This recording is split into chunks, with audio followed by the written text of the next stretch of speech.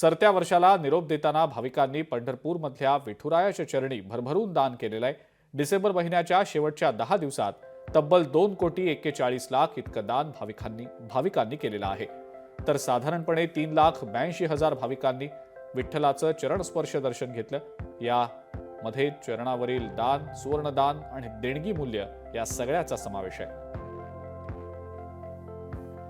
दिनांक 21 डिसेंबर 2024 ते 31 डिसेंबर 2024 या कालावधीमध्ये 3,82,137 भाविकांनी मुखदर्शन आणि पदस्पर्श दर्शनाचा लाभ घेतलेला आहे।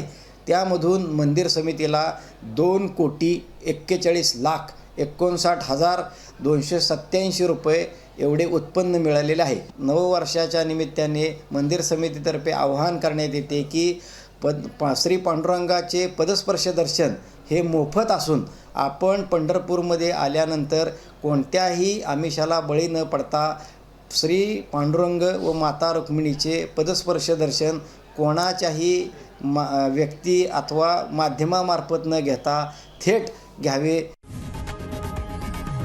लोकशाही मराठी ऐका, पहा, जागरूक रहा।